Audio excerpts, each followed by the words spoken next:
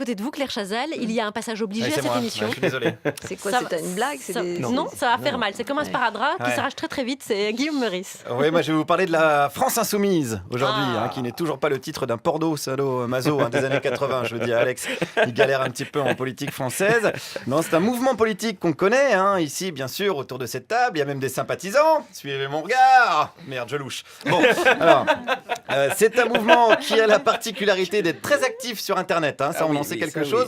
En particulier, dès qu'on critique leur leader Jean-Luc Mélenchon, ce sont des gens qui aiment bien écrire. Voilà. Ils nous écrivent régulièrement. Rien que de dire, tiens, leader Jean-Luc Mélenchon, je pense que je viens de recevoir 40 tweets. Il y a du tweet. Me traitant de suppôt du système et m'accusant de faire le jeu de George W. Bush. Si je continue dans 5 minutes la mort de Martin Luther King, c'est pour ma gueule. Donc je fais gaffe. Mais je continue quand même. Je suis allé hier soir à Montreuil où avait lieu un meeting d'Alexis Corbière qui se présente donc aux législatives sous l'étiquette de la France Insoumise pour poser la question de la verticalité du mouvement. Est-ce qu'il pourrait survivre ce mouvement sans Jean-Luc Mélenchon? Demandons à un premier militant. Faut pas se poser des questions qui n'existent pas. Vous savez, est-ce qu'on peut survivre? Bah si, ça c'est ma question, elle existe. Est-ce qu'on peut survivre sans air, sans eau? Enfin, vous savez, moi je pense que On peut comparer Jean-Luc Mélenchon à un élément vital. c'est pas la question. La question n'est pas là. Si, c'est la réponse qui n'est pas là. Là, je parle sous contrôle de Claire Chazal, qui a eu l'habitude de poser des questions, puisque je le rappelle, vous avez travaillé pas mal à la télé à une époque où vous vendiez du temps de cerveau disponible pour Coca-Cola. Voilà, hop, une petite boutade de gauche qui me permet de faire chuter le nombre de tweets mécontents à 12 par seconde. C'est une petite stratégie. Pas la première fois. Mais poursuivons sur l'aspect vertical du mouvement avec un autre militant. À part Alexis Corbière et Jean-Luc Mélenchon, est-ce que vous pouvez me citer 3 autres noms de porte-parole de la France Insoumise? Vous savez, je ne suis pas dans les noms. Lui-même, Jean-Luc Mélenchon, le dit tout le temps. Ah bah si Jean-Luc le dit, alors excusez-moi, c'est pas Jacques a dit, c'est Jean-Luc a dit, c'est un autre jeu, où si tu perds, t'es considéré comme un social traître et condamné à vivre 2 ans dans la tête de Dominique Seux. C'est dur, mais est-ce qu'il a quand même des défauts, ce Jean-Luc? Comme on dit, vous connaissez la phrase, il a certainement les défauts de ses qualités. Alors c'est-à-dire?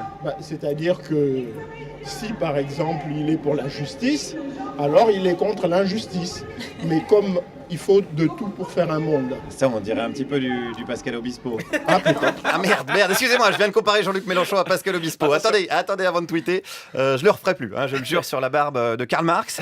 Pardon. En même temps, la barbe de Karl Marx, il est à noter quand même que la France Insoumise et les communistes n'ont pas été foutus de trouver un accord pour les législatives.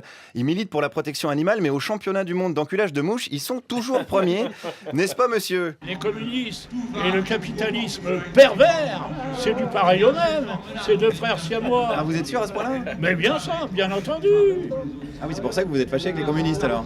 Mais je ne suis pas fâché avec les communistes. Vous venez de les traiter de capitalistes pervers. Je suis fâché avec l'ensemble de la classe politique. Ah non, attention, l'ensemble de la classe politique, sauf Jean-Luc. Attention, sinon on va encore me dire que cette chronique est un cadeau d'adieu à Patrick Cohen.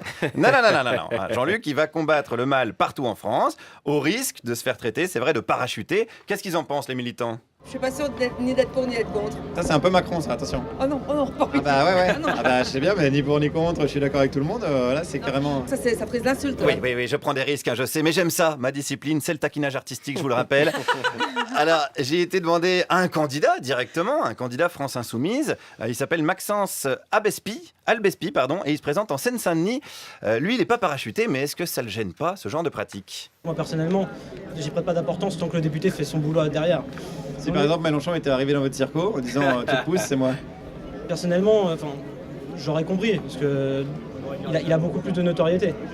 C'est vrai? Ah ouais? Ah, mais dis donc, elle est vachement soumise, la France Insoumise, finalement. Alors, leur argument, c'est de dire que c'est un mandat national, député, ça c'est vrai. Mais pour des gens qui veulent faire de la politique autrement, ça ressemble quand même vachement à celle qu'on connaît déjà de politique. Alors, pour finir, je suis allé voir directement Alexis Corbière. Bon, alors vous n'êtes pas parachuté?